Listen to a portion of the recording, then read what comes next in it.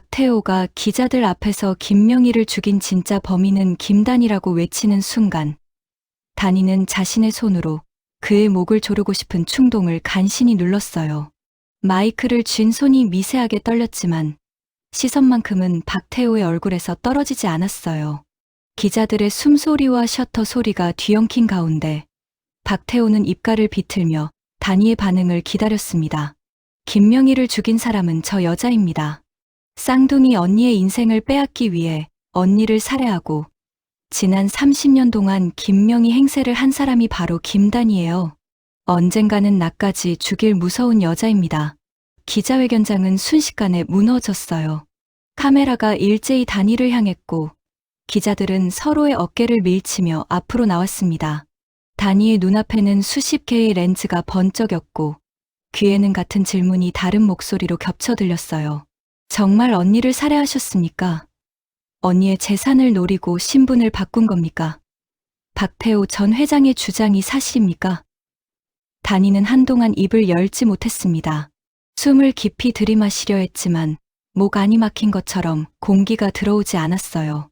자신을 살인자로 만드는 것까지는 참을 수 있었습니다.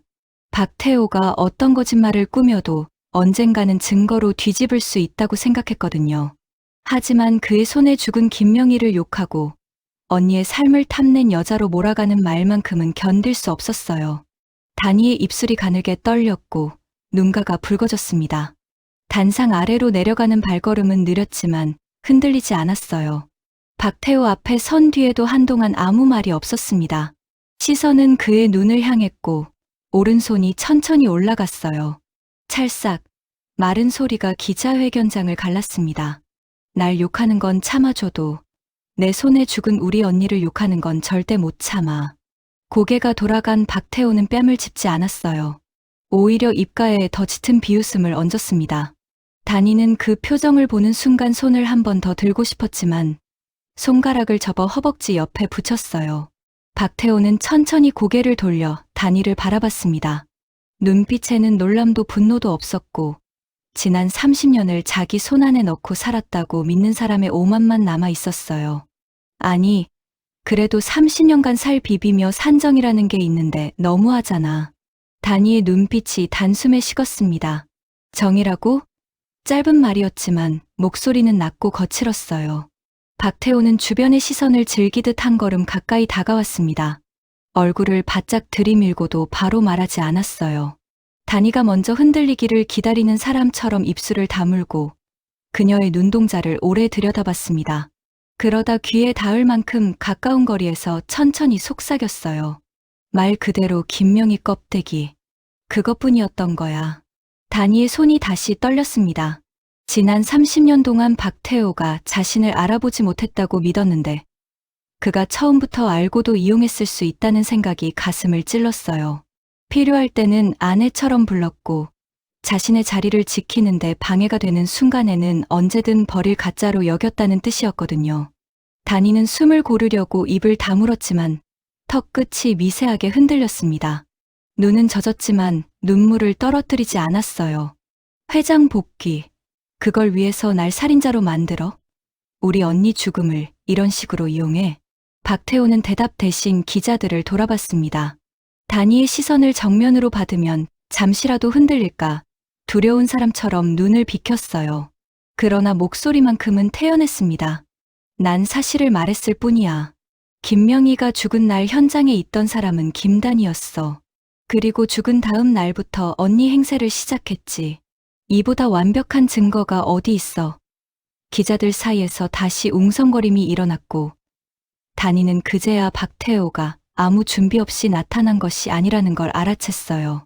단순히 기자회견을 망치는 게 아니었습니다.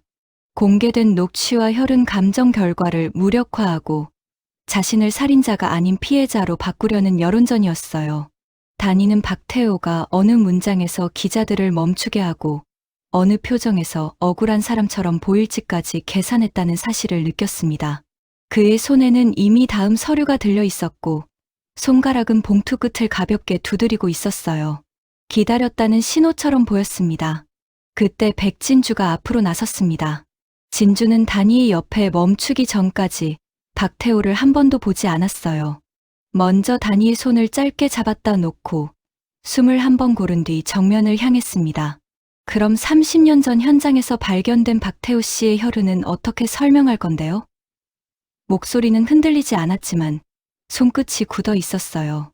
박태호는 기다렸다는 듯 서류를 꺼냈습니다. 봉투를 여는 손에는 망설임이 없었어요. 그 유전자 감정은 오염된 증거로 진행됐습니다. 윤 형사가 증명해 줄 겁니다. 기자들 사이에서 한 남자가 천천히 앞으로 나왔습니다. 윤 형사는 시선을 들지 못한 채 걸었고 단상 앞에 선 뒤에도 서류만 바라봤어요. 입술이 마른 듯 혀끝으로 한번 훑은 뒤 준비해온 문장을 읽었습니다. 해당 증거물은 보관 과정에 문제가 있었고 누군가 의도적으로 박태호 전 회장의 혈흔을 묻혔을 가능성을 배제할 수 없습니다. 진주의 얼굴이 굳었습니다. 윤 형사의 말보다 손의 움직임이 먼저 눈에 들어왔어요. 서류를 넘길 때마다 오른손 엄지가 떨렸고 한 장을 넘긴 뒤에는 손바닥으로 바지 옆선을 문질렀습니다. 누군가 외워준 말을 틀리지 않으려 애쓰는 사람처럼 숨도 짧게 끊겼어요. 진주는 그 작은 움직임을 놓치지 않았습니다. 단이는 박태호가 말한 다른 방식으로 김단희를 죽이겠다는 뜻을 그제야 이해했어요. 목숨을 빼앗는 대신 살인자라는 낙인을 찍어 사람들 앞에서 무너뜨리려는 것이었습니다. 단희의 시선이 기자들의 얼굴을 훑었습니다. 조금 전까지 자신의 말을 듣던 눈빛이 이미 의심으로 바뀌어 있었어요. 박태호는 그 변화를 확인하더니 천천히 무릎을 꿇었습니다. 나는 30년 동안 김단희의 거짓말에 속았습니다. 사랑했던 아내가 사실은 아내를 죽인 쌍둥이 동생이었다니. 내 심정이 어떻겠습니까? 박태호는 고개를 숙였지만 손은 바닥을 짚지 않았어요. 무릎을 꿇은 자세마저 자신이 얼마나 불쌍해 보이는지 계산한 사람처럼 반듯했습니다. 단이는 그의 어깨가 한 번도 떨리지 않는 것을 봤어요. 진짜 절망이 아니라는 걸 알면서도 기자들의 표정이 흔들리는 모습을 보자 숨이 막혔습니다. 본명까지 버리고 언니를 죽인 원수를 찾았어요. 보석감정사로 시작해 아델바이오 부문 사장까지 올라왔고 민준을 아델의 정당한 후계자로 세우겠다는 목표 하나로 버텼습니다. 그런데 박태호는 그 모든 시간을 탐욕과 살인의 증거로 뒤바꾸고 있었어요. 단이의 눈앞에 지나온 세월이 겹쳐졌지만 입 밖으로 설명을 쏟아내지는 않았습니다. 설명이 길어질수록 박태호의 함정에 빠질 것 같았거든요. 진주가 단이의 손을 붙잡았습니다. 손바닥이 차가웠지만 힘은 단단했어요. 언니, 지금 흔들리면 안 돼요. 저 사람이 원하는 게 그거예요. 단이는 바로 대답하지 못했습니다. 진주의 얼굴을 바라보다가 눈을 감았고 입술을 한번 꾹 다문 뒤에야 고개를 끄덕였어요. 그래. 내가 무너지면 언니가 2번 죽는 거야. 단이는 다시 기자들 앞에 섰습니다. 마이크를 드는 손은 여전히 떨렸지만 손목을 다른 손으로 감싸 움직임을 멈췄어요. 눈물이 차오른 눈으로 카메라를 정면으로 바라봤습니다. 제가 언니 김명희의 이름으로 30년을 살아온 건 사실입니다. 하지만 언니의 인생을 빼앗기 위해서가 아니라 언니를 죽인 범인을 찾고 언니가 지키려 했던 민준을 살리기 위해서였습니다. 말이 끝나는 순간 문이 열렸습니다. 박현준이 기자회견장으로 들어왔어요. 걸음은 느렸고 누구와도 눈을 마주치지 않았습니다. 진주는 현준을 보자 얼굴이 굳었어요. 입술이 살짝 열렸지만 이름을 부르지 못했습니다. 현준은 자신이 박태호의 친아들이 아니라는 사실을 단이와 진주가 알고도 숨겼다는 이유로 깊이 상처받아 있었고 그 상처를 누구에게 보여주지 않으려고 턱을 단단히 굳힌 채 박태호 옆에 섰습니다. 박태호가 현준의 어깨를 붙잡았습니다. 내 아들이 왔군. 손이 닿는 순간 현준의 어깨가 아주 조금 굳었지만 뿌리치지는 않았어요. 진주는 그 반응을 보고 숨을 삼켰습니다. 한 걸음 다가가려다가 멈추고 2 손을 몸 앞에서 맞잡았어요. 현준 씨도 저 사람 말을 믿어요? 현준은 곧바로 대답하지 않았습니다. 진주의 얼굴을 잠깐 봤다가 시선을 옆으로 돌렸어요. 입술을 열기 전 한번 깊게 숨을 들이마셨습니다. 당신이 나한테 한 말보다 적어도 아버지는 날 필요로 한다고 말했으니까. 진주의 손가락이 서로를 더 세게 눌렀어요. 그 사람이 당신을 이용하고 있는 거예요. 현주는 그제야 진주를 똑바로 봤습니다. 당신은 날 이용하지 않았어? 진주는 아무 말도 하지 못했습니다. 설명하려고 입술을 움직였지만 소리가 나오지 않았어요. 현준이 친아들이 아니라는 사실을 모두 알고도 자신만 모르고 있었다는 상처를 부정할 수 없었거든요. 진주는 현준을 동정한 적이 없었지만 지금 어떤 말을 해도 동정처럼 들릴까 두려웠습니다. 그 침묵이 길어질수록 현준의 눈빛은 더 차갑게 굳었어요. 민준이 앞으로 나섰습니다. 현준과 진주 사이에 멈춘 뒤 한동안 형의 얼굴을 바라봤어요. 화보다 안타까움이 먼저 떠올랐지만 목소리는 단호했습니다. 정신 차려. 박태호는 널 아들로 보는 게 아니라 차기 회장 자리를 지킬 도구로 보는 거야. 현준의 손이 민준의 멱살을 잡았습니다. 손등 위로 핏줄이 솟았고 손가락에 힘이 들어갔어요. 민준은 그 손을 떼어내지 않았습니다. 너는 좋겠네. 어머니도 내 편이고 진주도 내 편이고 이제 아들 회장 자리까지 내 편이니까.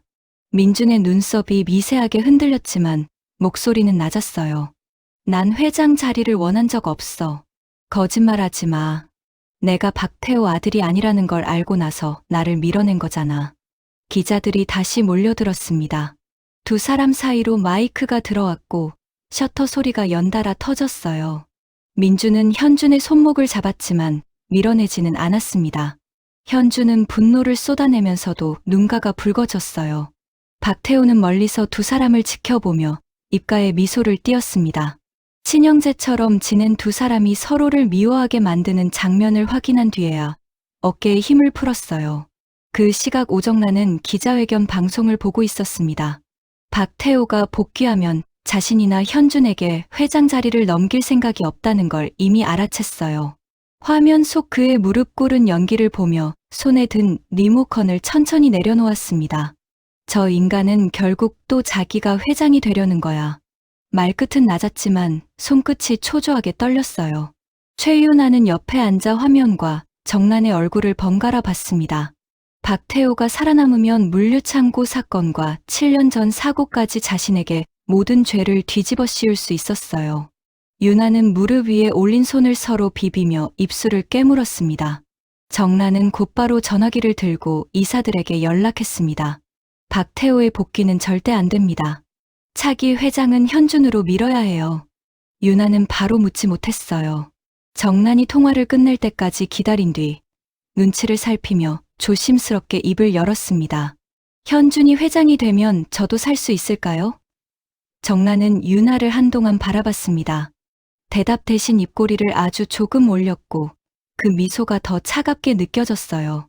살고 싶으면 진주와 현준을 영원히 갈라놔. 진주는 기자회견장 한쪽에서 윤 형사의 얼굴을 계속 지켜보고 있었습니다. 그는 30년 전 사건 당시 현장 증거를 처리했던 사람이었고 박태호의 녹취에도 언급되지 않았던 인물이었어요. 진주는 휴대폰을 손안에 가린 채 제임스에게 전화를 걸었습니다. 목소리를 낮추고 짧게 말했어요. 윤 형사 과거부터 전부 조사해요. 돈 받은 기록, 출국 기록, 병원 기록까지. 잠시 뒤 제임스에게서 자료가 도착했습니다. 윤 형사 가족 명의로 거액이 입금된 계좌였어요. 진주는 화면을 손가락으로 확대했다가 멈췄습니다. 송금자는 박태호가 아니라 오정란의 비서였고 날짜는 김명희가 죽은 바로 다음 날이었습니다. 진주의 눈동자가 천천히 흔들렸어요. 왜 정란이 박태호를 돕고 있지? 혼잣말처럼 나온 목소리는 아주 작았습니다. 단이에게 다가간 진주는 서류를 바로 내밀지 못했습니다. 박태호와 기자들의 눈을 확인한 뒤 몸으로 화면을 가리고 휴대폰을 보여줬어요. 언니, 윤 형사는 박태호 사람이 아니에요. 30년 전부터 정란에게 돈을 받았어요. 단이는 화면을 오래 바라봤습니다. 한 번 읽고도 믿지 못해 날짜를 다시 확인했어요.